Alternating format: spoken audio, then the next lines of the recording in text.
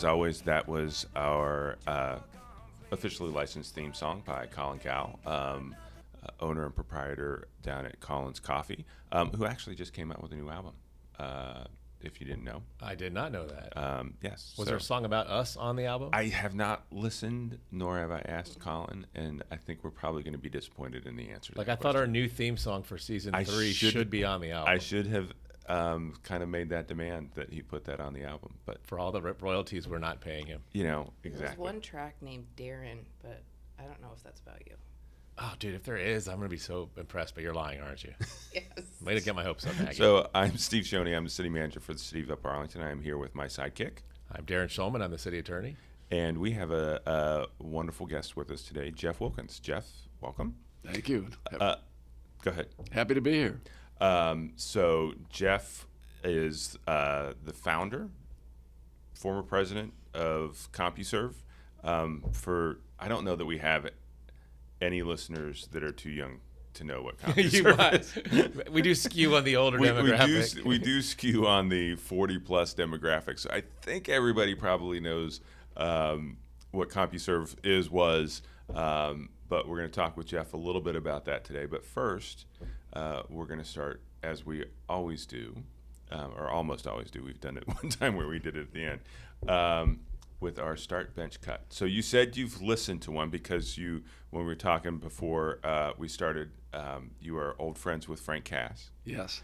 And there is a strange symmetry here that Frank told us his obsession was ice cream. Yes.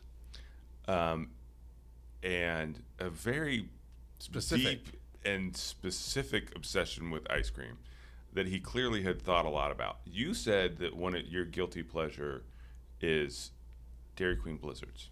Yes.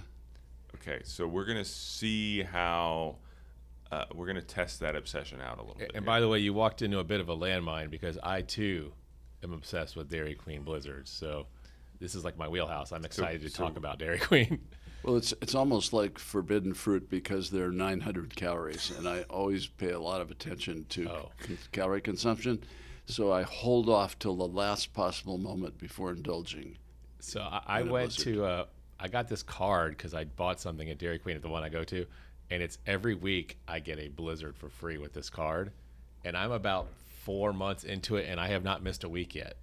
Like my mission is to get it punched every week. So let's do this. All right, let's do this. So we're going to start fairly pedestrian. Oreo. Oh, so by the way, we just forgot the whole intro. You got to pick one that is your starter. You want them, if you could have it, if you could it's handle Oreo, the calories. it's Oreo Blizzards. Okay, so Yeah. Oreo is your starter. Reese's Cup or Take 5?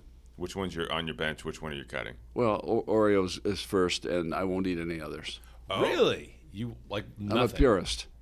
Interesting. Like none of the seasonal ones? No. Respect. I stick with the Reese Cup myself. See, Have you the tried another one? No, I'm kind of in shock here. No. And the nice part is that if you don't go with the Blizzard and you don't want the 900 calories, you can just go home and eat an Oreo.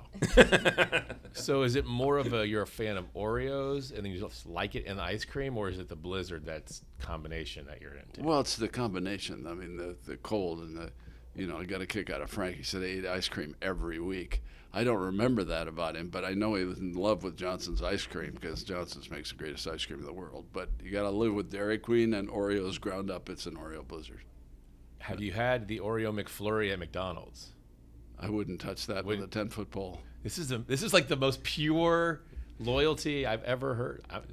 So if I brought you a free Blizzard of like the pumpkin pie, I would shun it. You would say no. You wouldn't even take it. No. He'd be insulted. Part of me is a little bit dying inside because there's so much out there to try. People that have been around 70 decades have principles. Your loyalty means something back then. Darren, however, has no principles. No. Darren has. Have you tried every Oreo flavor they've ever come out with? The Oreo flavors? Yeah. There's a one that is there a coffee one or something? I don't know. I have not tried that one, but there's like a banana one that I've tried, a mint one. I've tried a lot of them. Peanut butter. Have you tried the other weird Oreo flavors? Or No, he's already said no. Well, no, he said no other Blizzards. But have you ever tried other Oreos? Like they come out with the Oh, blasphemy. No, okay. Well, I will tell you, you're going to hate me and the rest of this interview because my 3 favorite are the weirdest ones. I like banana cream pie, I like the brownie batter blitz, and the pumpkin pie seasonal blizzards. The Oreo's fine, but I feel like I need to jazz it up a bit. Well, everybody to their own. Yeah, I guess it's good that people are buying the other blizzards, which keeps them in business, so they can make the Oreo ones. But the Oreo's fine. I don't want to hate on it. I'm just shocked. Darren doesn't see. I'm more with Jeff. I'll do the Take 5. They do a Take 5 that's really good, and then just give me the Oreo. So not only are you loyal, you're loyal to the specific Oreo. Yeah, I mean, I'm not. Jeff seems pretty rigid, for lack of a better term, in this. Loyalty, not rigid. I don't want to make it, but it's a little extreme. I'm not quite as extreme as Jeff. So if I gave you something for free, you would try it. Oh, I would pay to try. I'm not gonna go, oh wow, that sounds really bizarre, let me try that. I'm not that kind of guy. I'm like, oh, I like those 2 things. Maybe, let me see. It's just called commitment. Yeah. Well, 900 calories. either are or you not. want it to be worth it. Exactly. Why waste it on a pumpkin if he knows he likes Oreo? I'm not going to try anything but a Reese cup. Period. You're not going to Those try things anything are like either? $5 now. I'm going in, and I'm getting the peanut butter sauce and the ice cream. What? It's a separate discussion. Yeah, That's weird. That's that's no, weird. you're That weird, she's yeah. out. By the way, I forgot to introduce Maggie Rockon Roshan McCloskey. Yes. Maggie just got married, I did. and this is our first podcast since she got married. Second. Yeah, we did this last time. Did we do this last time? Oh, Well, sorry. we weren't sure whether you were still debating whether you're going to change. I think last time, right? I am. I'm just not in a rush because it's a pain. I'm experiencing dissonance because whenever someone has a last name and then they change it, I got to get my brain to catch up. I got an email from Maggie McCloskey. I'm like, who's this person emailing me? Oh, it's Maggie. Sorry. So that's okay. Yeah. We have Jeff here. Yeah. Have you met Jeff? Yeah. I'm just still reeling over the Blizzard choice because there's so much out there that. So, Jeff, your claim to fame, as we said at the outset, was you were one of the founders of basically what we know as the internet economy today. Is that kind of a fair way to say it? I've seen you speak. You tend to be kind of humble, fairly humble about these things, but I think that's not far off in terms of saying you founded one of the companies that really did kind of lay the groundwork for what we have today. Well, I was very fortunate in sort of being in the nursery at the birth of the internet, as Roger Blackwell likes to call it. I'm not sure that that founder is completely accurate. My father-in-law was who actually started a business just down the road here a little bit on Fishinger Road called Golden United Life Insurance Company, was really the instigator of the development of the company known as CompuServe. He decided partway into his business life that he needed some back office processing to handle the life insurance company. And I was already in graduate school at the University of Arizona when he called me and asked if I could help him. And I said, no, Harry, his name was Harry Gard. I said, Harry, I don't program computers, I build them. I actually was an electrical engineer. Okay. But I said, I'll see if I can get somebody to help you. So I actually introduced him ultimately to a gentleman who came back, and the two of them started the life insurance data processing software. It was only about 6 months later when they asked if I would help do some recruiting. And during the process of doing the recruiting, they recruited me because they had changed their business model from just the life insurance to building a company that provided services to lots of other companies. Mm-hmm. And that's how I actually became the CEO. Okay. And so the founder title would probably be accurate to CompuServe, but not to the original idea. Got it. So I think it's fascinating that this whole thing came out of a completely different idea. Like they hired you they wanted you to come in for something else, and it turned into. Well, it was. I mean, I give that credit to John Goltz. I mean, he had realized that there were lots of opportunities to sell service to others, but he was a technical person, had no interest in dealing with people, and so he we knew each other from graduate school, and so he said, well, Wilkins is the guy. I was already actually had started a burglar alarm business, if you can believe that, in graduate school. I had 9 employees. We were installing systems in high-end homes in Tucson, Arizona. And, I was working on making payroll every 2 weeks, and ultimately hired 2 or 3 guys from the burglar alarm company to come back here too. So you were down. Were you getting your MBA or were you getting your master's? Master's in double E. Okay. So how do you go from getting the idea of having somebody who's getting their master's in double E, starting a burglar alarm company, that doesn't match kind of my image of, somebody who's as technically oriented as going back and getting your master's in double E. So how did that entrepreneurial spirit seems like it was there pretty early? Very early. I started my first business in high school, 15 years old. I had a concession stand at a public swimming pool, which had never been done before. I spotted the opportunity. Kids wanted things to eat, and there wasn't any way to get them. And I had to go to the city council in my little town of Rapid City, South Dakota, which incidentally is about a little bit bigger than UA. And I had to appear before the city council and tell them I wanted to put a snack stand at the public pool. Never been done before. Went through some machinations to get it done, but it was a great business. I made more money than I ever imagined, and I would sit at the pool with the girls, and I'd hire people to serve the hot dogs. It was just a great deal. So yeah, what did you serve at the concession stand like back then? Hot dogs, cotton candy, Cokes, everything that you would want. I think our concessions bid is up next year. If you want back in, I'm going to bid. Okay. I would like some cotton candy and hot dogs. Yeah. Yeah, we'll let you know when that comes up. You can again hang out at the pool and talk to the kids. We always ask your references. What are your references? Well, I read CompuServe. Seems pretty competent. Yeah. Well, and I learned about corporate takeovers at that age too, because the second year when I was they had a thing in South Dakota called Boys State where 2 kids from each high school go in. And I was at Boys State, and these college kids who had spotted the business the year before showed up at the city council and said, we'd like to bid for the license on the Sioux Park pool. While you're at Boys State learning about government. Yeah, right. These guys are trying to steal the business off of them. Did they get it? No. Oh, did you do Boys State? What's that? Did you do Boys State? I didn't actually. I just wasn't in my school or something. I should have done it. Yeah. I did that. Although I'm glad I didn't, because I would have lost my business or my friends or something. I mean, while I was gone, someone would have stolen it. But you fought that because you fought off the hostile takeover bid. Yes, I got a call when I was at Boys State. My parents said but here's how it really happened. The councilman said, well, wait a minute, we had a pretty successful year last year with young Wilkins. He may want it back, so we're going to hold off on this. So I went in then when I got back and said, I'd like to do this again, and I think I've earned the right. And they said, I agree. They'd agreed. This could have come to fisticuffs at some point. Did it get a little heated that way? No, it never got to that. It was just politics. I just learned politics early. Right. Remember, I just got back from Boys State. Yeah. The last question I have on this possibly sore subject from your youth was, have you ever crossed paths with those dudes again? Like 50 years later, they're like super successful, or that ruined their lives because they didn't get the bid or something? They probably went into private equity and failed. That's what you get.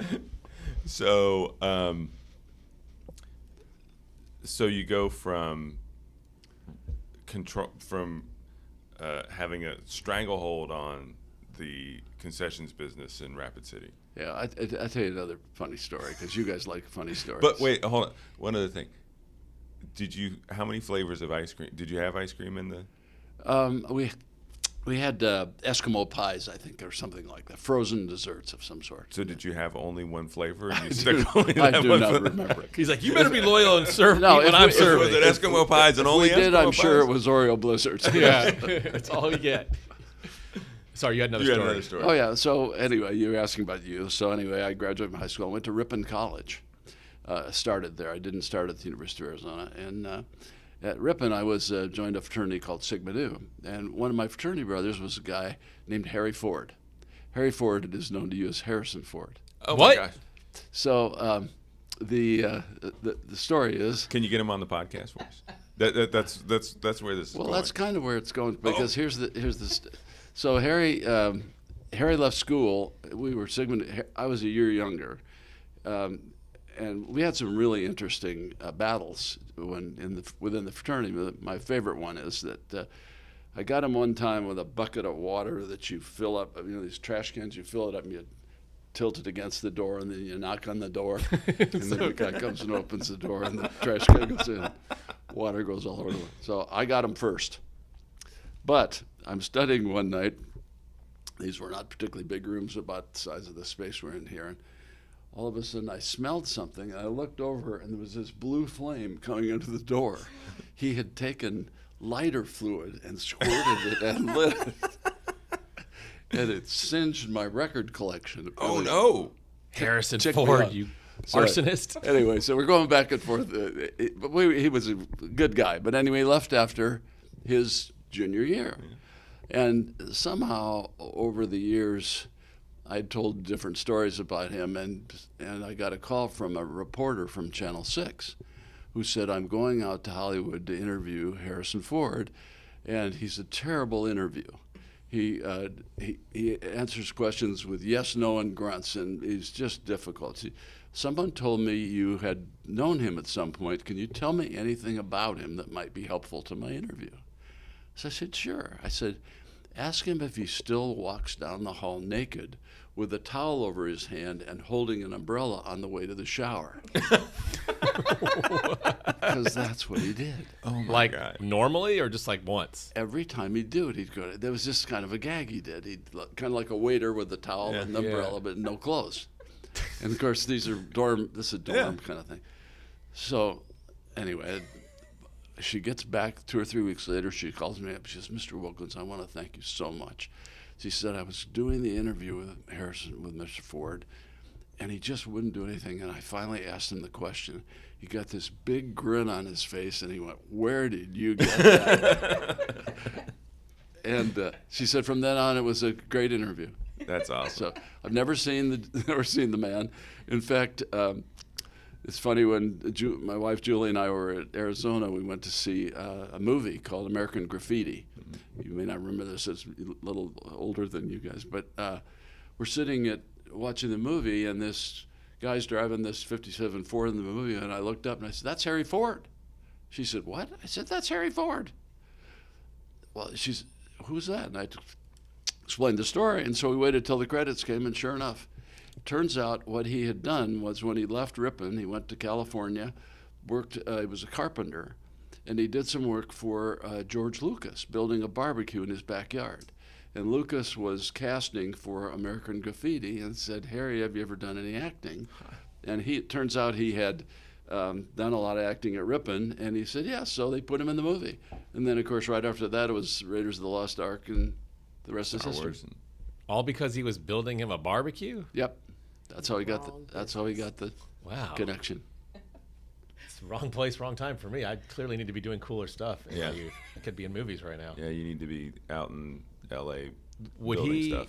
I'll never get the chance to test you on this, so you can answer any way you want. Would he know who you are? Like, were you like kind of like, like some people in fraternities don't really know anyone? Oh, he'd remember me, I bet. Yeah, but I mean, I never stayed in touch with him. I'm not a star chaser. I would never reach out to him. But he'd say, "Hey, he's in your fraternity. Oh yeah, I remember him. That's cool." Yeah. We are star chasers, so if you hear from him, If you're like, by the way, I saw this cool Well, podcast. you might hear from him, because he might be one of our listeners, and he might say, I haven't touched base with Wilkins in so long. I'd forgotten about that story where I tried to "Jeff, burn. can you get me on tried that? to burn him out of the frat house. Can you get me on that podcast? Because that seems like a really hard thing to get on. So we just had a commemoration, and we're getting ready to put up a historical marker outside of where the CompuServe headquarters was for many, many years, up on Arlington Center Boulevard. For those of you who don't know, that's far north end of Upper Arlington. It's the most people would know it as the way to get to the T-ball fields at Northwest Kiwanis Park. You go right by it. You go right by it there. So we had an event that you were very gracious to come back and speak at, and you told a story that I found completely fascinating. And when you came in, I made reference to it and joked that you're the person who's responsible for killing the newspaper.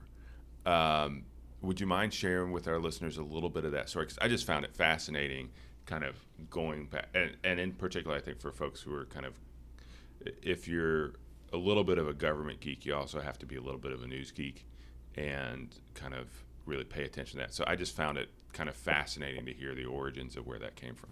Sure, I'd be happy to. Try to tell it in a relatively concise form if I can, because there's an awful lot of predicates to the actual obtaining the Associated Press wire and starting the newspaper. Let me provide some little bit of background. So when we started the CompuServe Information Service, it was very important to us to have content.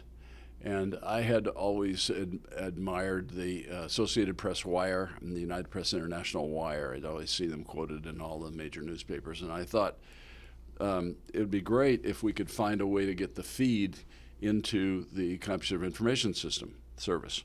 So I just called the Associated Press in New York and said, Jeff Wilkins, CompuServe, we have a information service we're starting here, and I'd like to get a feed from the AP wire. And they said, well, I'm sorry, but we don't do that. We're owned by newspapers, and you'd really have to talk to them about it.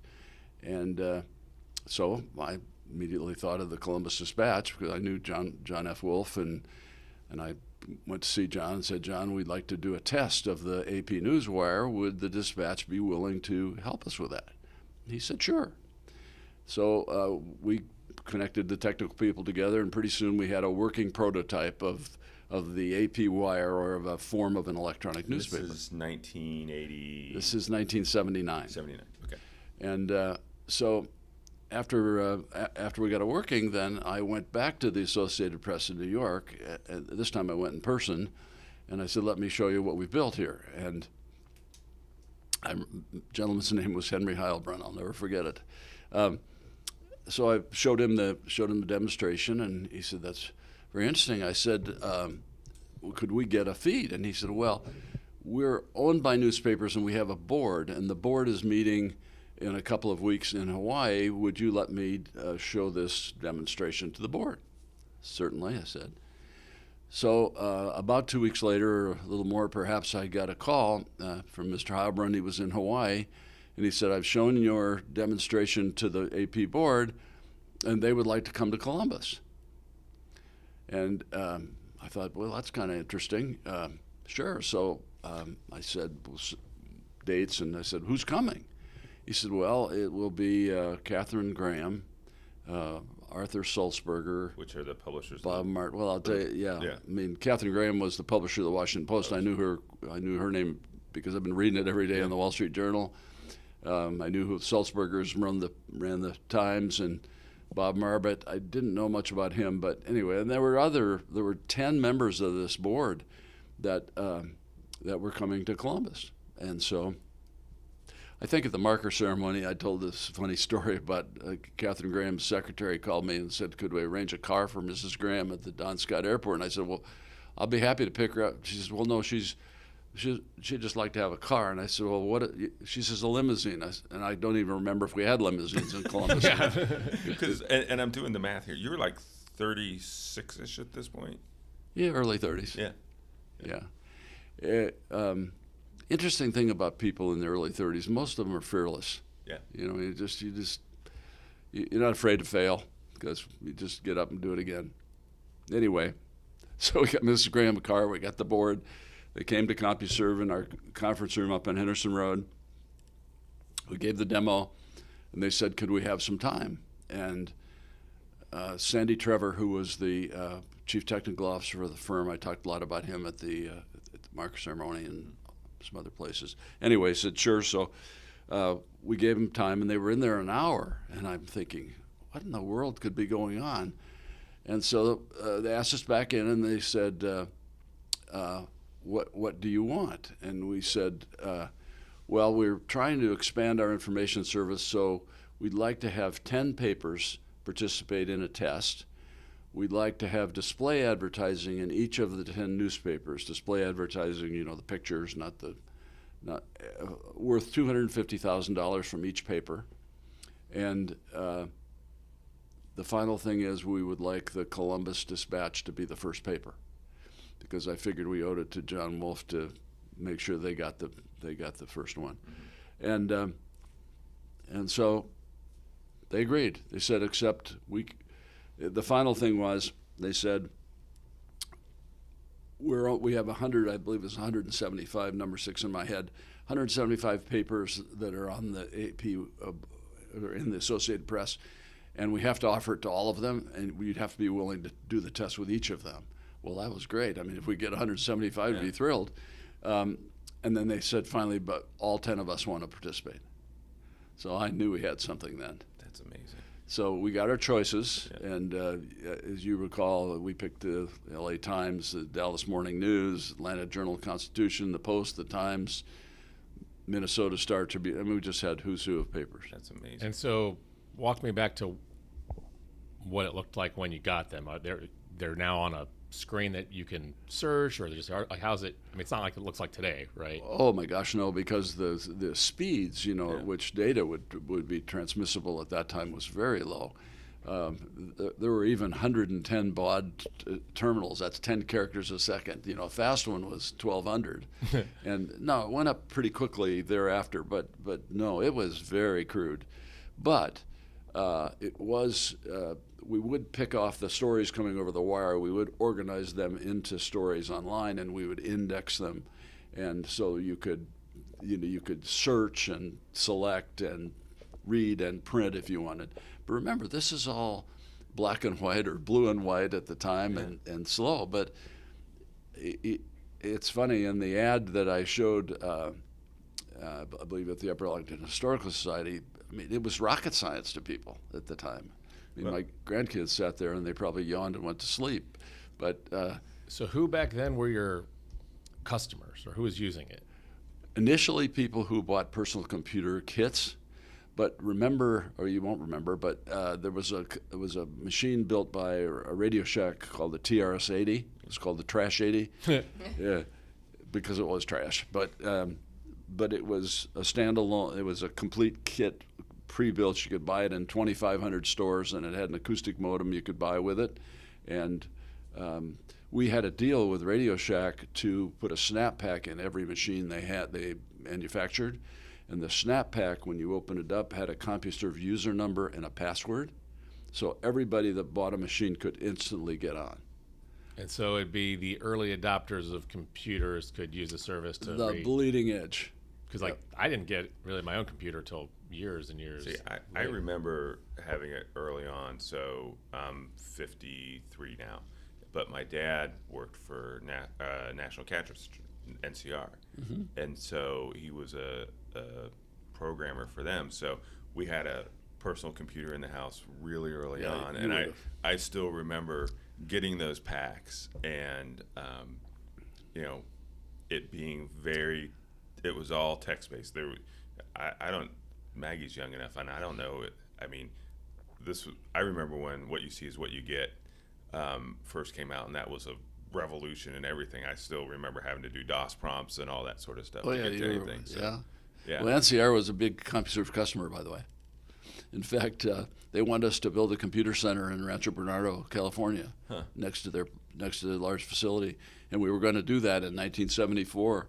But then the oil embargo hit, and there was a big recession and killed plans. So instead of building the second data center in Rancho Bernardo, we built it up in Dublin. Okay. On Teller Road. Okay. So, did you guys? How quickly did you make the transition? Because my recollection is, or I thought that the original kind of newspaper service was really targeted toward kind of business customers and folks who had to use a lot of, who were very information dependent to make money.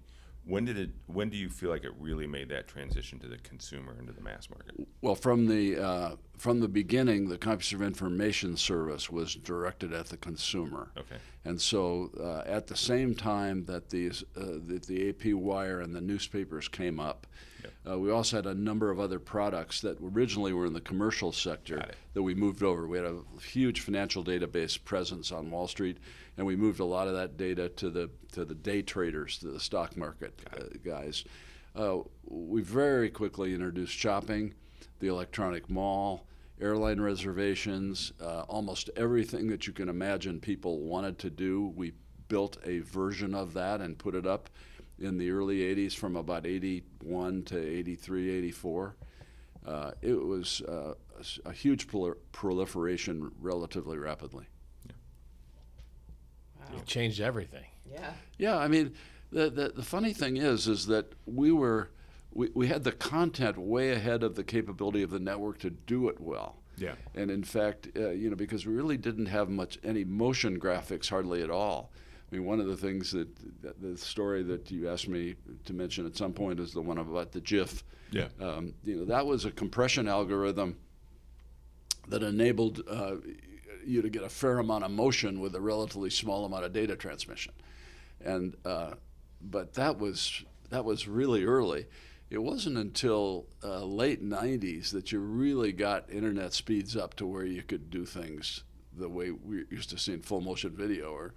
And so that was part of what caused me, after I left CompuServe, to start a CD-ROM manufacturing facility, was to combine motion from the video disc-based system along with the data transmission, so you could basically simulate full motion video and get the same effect. Now, you said GIF. Yes. Is that, there's like a little bit of like a rivalry between GIF and GIF. There's no rivalry. It is GIF. It is GIF. And you are like official enough that you can say that. Well, the inventor said it himself in 2013 when he accepted the Webby Award. Okay. From the International of Data, whatever it is. He accepted the award, and in the process of accepting the award, by the way, you can find this on YouTube. The announcer said, Mr. Wilhite, he was the inventor, has chosen to accept his award using his device. And so on a screen above the stage, playing to the music from 2001, it types out slowly, it's pronounced J-I-F, not G-I-F. All right. Okay, is that official enough for you, I Darren? I will take it. Yeah, all right. But it's like a thing that people still It is fight not about. a thing. It You is don't not a think thing. He's just said it's not Well, a no, thing. now I feel like I can shoot them down. Now you appropriately. can walk in and say, I know. drop the mic on him. Don't drop your mic because it makes a really loud noise. But Especially this mic. Yeah, no, that's what I mean. I've learned all I need to know from this podcast to seem smarter than everybody else.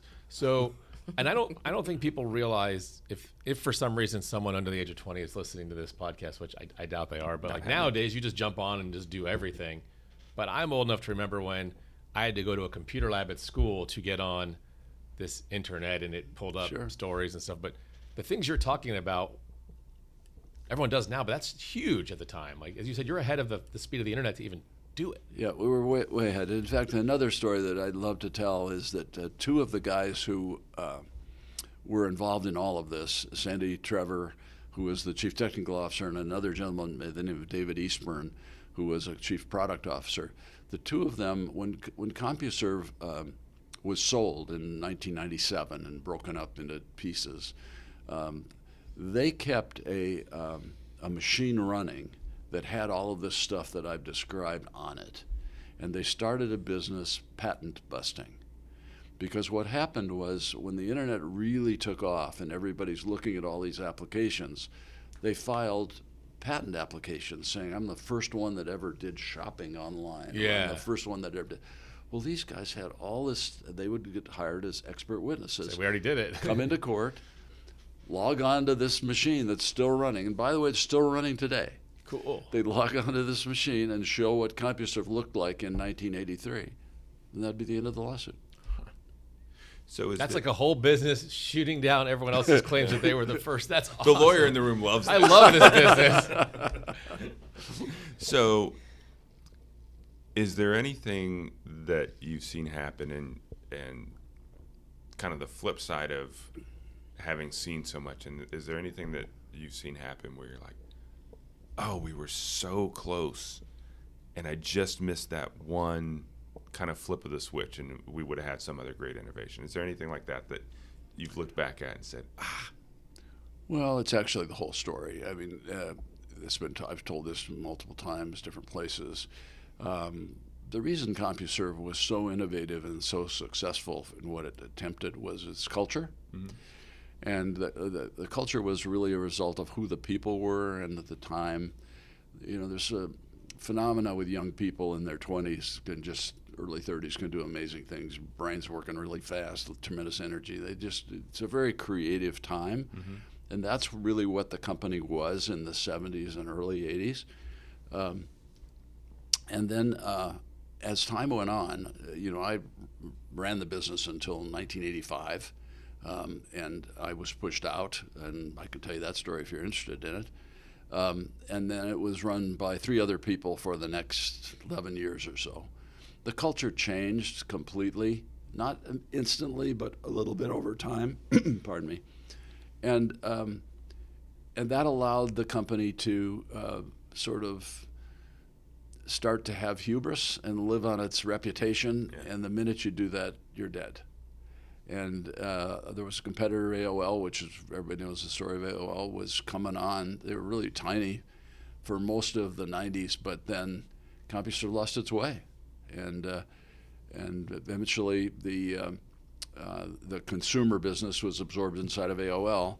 The network business, which was a terrific business too, we haven't talked at all about that, actually became part of what is now Verizon, and has gone on and been massively successful.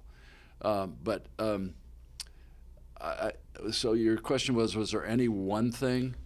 Yeah, the most important thing was that when CompuServe became part of H&R Block, mm-hmm. It was a subsidiary. It was no longer sort of viewed by all of the teammates as being independent. It was now we're a part of a much bigger company, and the stock options that we could use for recruiting and retention were now in the parent, and those were just not exciting. Right. Nothing's as exciting as H&R Block stock. I mean, that's like tax stuff. Like I want to get on that. That sounds really But for recruiting, if you're looking for people who are looking to grow and right, it sounds. Yeah, no offense, H&R Block, if you're listening. No, the Block guys. You're getting audited. Yeah. We were always good friends, even after I left. It's not a problem. Henry Block's a great guy. He's no longer with us, but anyway, my idea was that this is now in 1985, early 85, and I knew we were having trouble competing against a lot of these startup companies, and so I suggested to Block that we spin out part of CompuServe, take it public. You can consolidate financial statements if you own 80% of a business. So if you spin out 20%, you can still consolidate inside H&R Block. But now if you have a publicly traded vehicle, now you're on equal ground with these guys you're competing with. So I suggested that. I thought it would work. And he said, I remember the conversation very well. He said, well, we'll bring in Goldman, we'll take a look at it. And so they brought in Goldman Sachs, and I went to New York, and we talked and back and forth, and finally they came back with a conclusion. And their conclusion, as Henry explained it to me, was we think it's just a little too early. Maybe a couple more years we'll think about doing it. But we are going to double your salary. Oh, which deal. Meant they never even began to understand what in the world I was dealing with. I was already overpaid, and they thought that was going to, and so I sold my H&R Block stock, and then they fired me. Because you sold the stock? Yeah, I was disloyal. Oh, man. That's well, horrible. I couldn't figure out any other way to send the message. Yeah. No, but so you didn't do anything bad at your job. You literally just sold the stock, and they're like, yeah, we're done. But it come to your point earlier about culture. You saw that it was a culture mismatch. Absolutely. And if we had stayed there, if we had done that, by the way, they eventually did it 10 years later. But too late. Too late. And if they had done it then, I have no doubt the path would have continued. We'd have been in Amazon. Mm-hmm.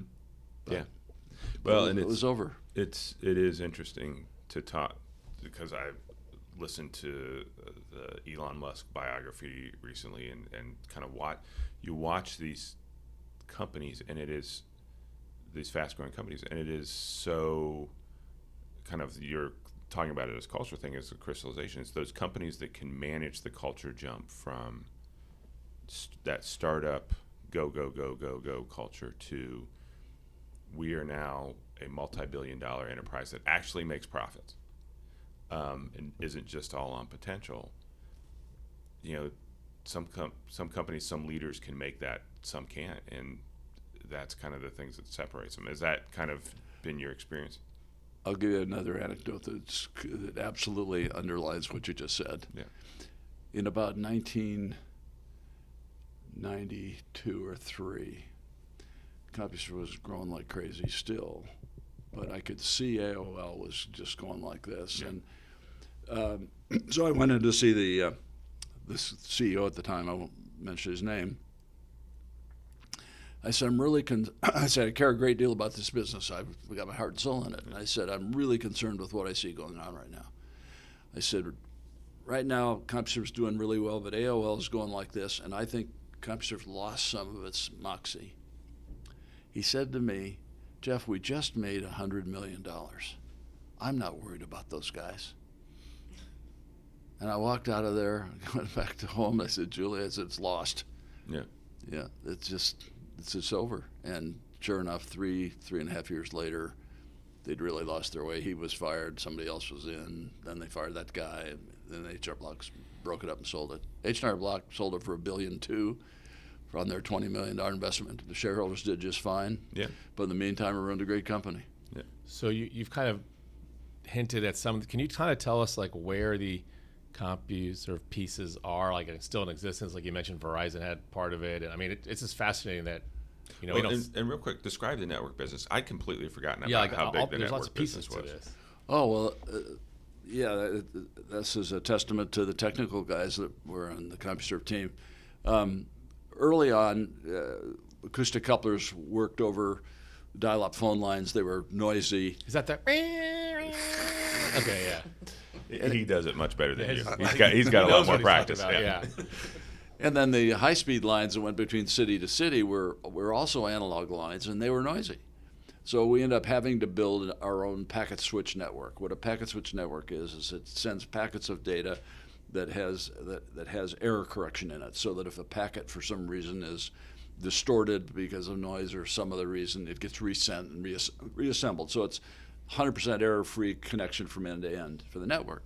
So as we began to build out our branch office structure, started in Columbus, then we went to Dayton, and Cincinnati, and Indy, and Pittsburgh, and so forth, we would put network nodes in all these places.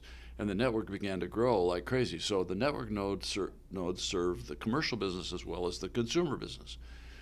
Well, eventually it became so important. It was in Europe and Japan, and we were doing all the Visa terminals, we put your credit card in, and we did FedEx. So the network business became very successful on its own, and had its own sales organization, its own tech support, and anyway, so when the business was broken up, it was broken into two pieces: the network business, network services, and the time-sharing business, the consumer business. Consumer business went to AOL, which they actually kept it as a separate brand for quite some time because the CompuServe users were very loyal. There were about 2 million or 2.5 million, I believe, at the time of the sale. And the network business just kept growing. And so I tell the story that the backbone of the network that was put in east to west coast that at the time is really the same backbone that's running now. Now, of course, it's all been upgraded and all that, but the remnants of CompuServe exist today throughout the world. Now, were people using fiber when CompuServe was when CompuServe still had the network, or was it still running over traditional copper? I honestly, I'm not sure, okay. Steve. I think it was probably copper in the 80s, but I'm not sure when fiber really first started. Okay. I know fiber really took off in the 90s, but I'm not sure. So a couple other questions. I'm going to get to the really important stuff. You mentioned your wife and your family. How'd you guys end up in UA? First got to Columbus, I rented an apartment on Long Eaton Drive, then bought a house on Shelbourne Lane, then built a house in Slate Run, bought a house on T-Way, I think, across from the golf course. We've been in Arlington up until 2007, and then we just built an empty nester over in Marble Cliff Crossing. Okay. Have 3 children that all live in Arlington, 10 grandchildren, and so U of A has always been the center of our universe. Yeah. It's been a wonderful city. It was a great city in which to build CompuServe. You probably won't remember this or even know it, but that where CompuServe is now, that was going to be the first economic development area where we were going to build it, we're going to get income tax revenue. Yeah. And nobody would build in there. And so when we wanted to build a data center in there, the city just jumped through hoops to help us. We ended up building 9 times and built quite a facility there, which now Gosh Enterprises is using. And then, of course, they built some other things in there. Yep. The other, there was one statistic I remember somebody telling me one time, you may know this, at one point CompuServe was half the income tax revenue. I think it was a third, but yeah. Okay, that probably gets Yeah, exaggerated. it's fine. It was 97%, I heard. It was a big chunk, whatever it is. That's typical storytelling inflation, but yeah, we'll give you Okay, that. so it was important. Well, then the other part of the story this was after I'd left the company, but the facility that's out on 270 that has the Verizon name on it now was supposed to have been built in Upper Arlington, in the property just north of Henderson Road and west of Sawmill. Yeah. There was some deal that was working, so that was going to be Arlington income tax revenue, and the deal fell apart, and because of the need to get it built, it ended up going to Hilliard. Yeah. So it's interesting. So we are doing a study now to look at Henderson and it's called Envision Henderson is the study, but we're looking at, what should Henderson look like for the next 50 years, right? And we've gotten to really look back into the property where you guys are in. Gosh Enterprises, which owns Charlie Subs, BB Bop. They have a solar business. They've got a couple other businesses. Bought the property 3 years ago, something like that. Mm-hmm. They've put a ton of money into the building. They've got additional. Any of our listeners who are looking for 10, 15, 20,000 square feet of space in Upper Arlington, come talk to me. They've got some space that they're trying to lease out, and then Overmeyer Hall went into that development. They subsequently moved out of there. National Church Residences moved their headquarters in there, and we're, knock on wood, hopeful that they're going to have some plans to kind of reinvigorate their space too. So I think looking at kind of those 50-year cycles, I think that area is prime for kind of its second phase, if you will, coming back. So we're excited about that. I think there's a lot of potential there. And then the CODA and City of Columbus and us and Mid-Ohio Regional Planning Commission are looking at putting actually a real transit line that would run from Dublin to downtown past OSU, but have a leg that runs along Bethel, which is quarter mile. Actually, I'm doing the same kind of math that you just did. It's more of like a third of a mile from the CompuServe site. So I think there's a ton of potential to see kind of a second phase for that development, because it is a great location. It's great. Fabulous, yeah. So we always finish every podcast with 2 questions. Frank went on for too long, and we actually had to cut these questions. That's how long Frank went. But still listen to that last episode if you haven't. Still listen to that last episode. Now I got a lot to kid him about this. Yeah, you do. Yeah. So we always ask 2 questions. What do you love about UA, and what would you change? Great questions. I love UA because it's kind of like a village. It really is sort of self-contained. Almost everything you want is here, but most importantly, it's the people. There's a sort of a commonality of values and purpose in Arlington. It's a very vibrant community. I queried each of my children to ask them what they would change, and I couldn't get anything from any one of them.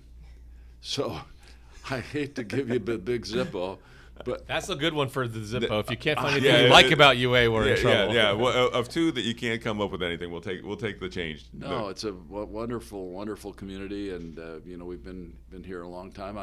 I still feel like I'm in Upper Arlington, even though technically I live in Columbus and Marble Cliff Crossing. But it's all our kids are within 10 minutes, and we enjoy all the amenities, and it's been a fabulous place. Well, great. Well, thanks for sharing your story with us today, and thanks for coming on the podcast. Thanks for still being part of the community, and Thanks for making the internet. yeah, that thing. Yeah, Between you and Al Gore, I'll yeah, give you split credit. Thank you for making it possible for actually people to hear us, all 10 of them that listen. So, thanks again for coming on. Very happy to be here. Thank you, guys.